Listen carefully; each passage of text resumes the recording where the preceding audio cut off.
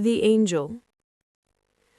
Whenever a good child dies, an angel of God comes down from heaven, takes the dead child in his arms, spreads out his great white wings, and flies with him over all the places which the child had loved during his life. Then he gathers a large handful of flowers, which he carries up to the Almighty, that they may bloom more brightly in heaven than they do on earth. And the Almighty presses the flowers to his heart, but he kisses the flower that pleases him best, and it receives a voice, and is able to join the song of the chorus of bliss. These words were spoken by an angel of God as he carried a dead child up to heaven, and the child listened as if in a dream.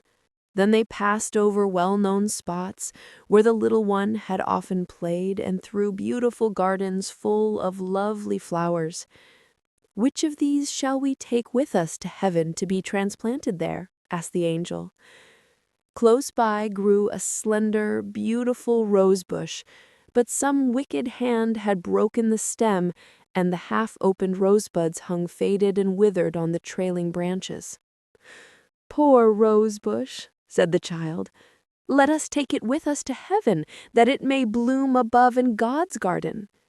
The angel took up the rosebush, then he kissed the child, and the little one half opened his eyes.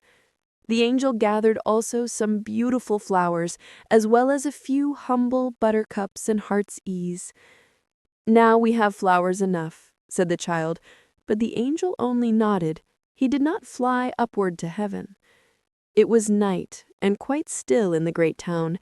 Here they remained, and the angel hovered over a small, narrow street in which lay a large heap of straw, ashes, and sweepings from the houses of people who had removed.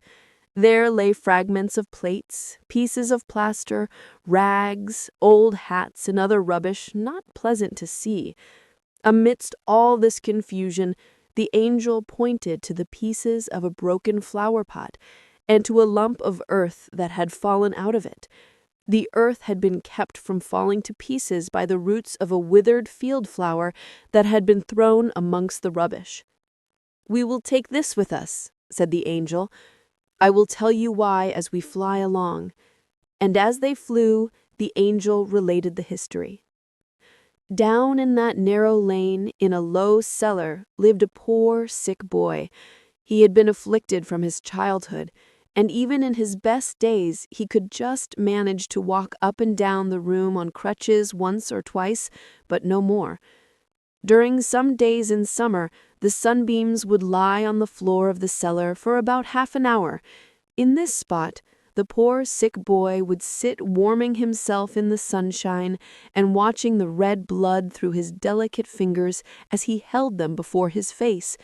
Then he would say he had been out, yet he knew nothing of the green forest in its spring verdure until a neighbor's son brought him a green bough from a beech tree.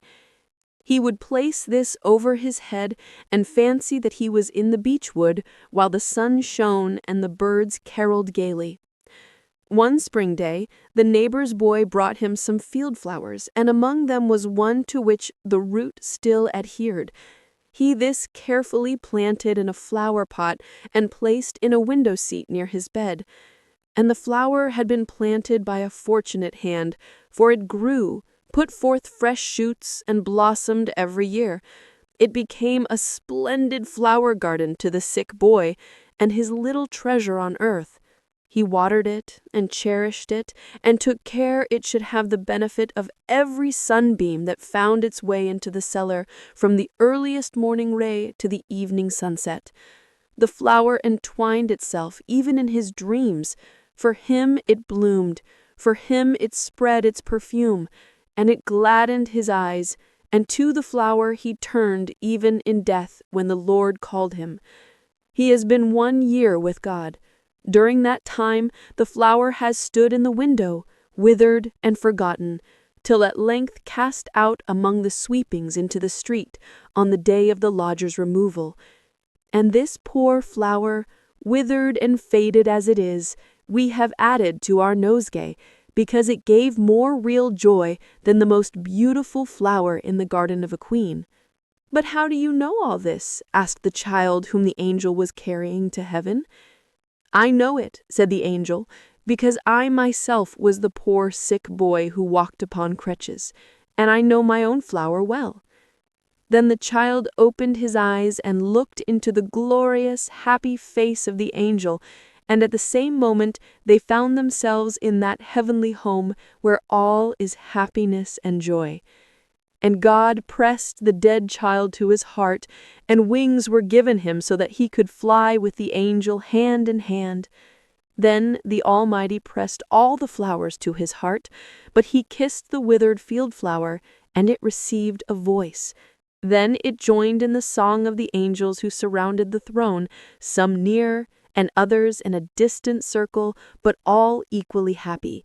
They all joined in the chorus of praise, both great and small, the good, happy child and the poor field flower that once lay withered and cast away on a heap of rubbish in a narrow, dark street.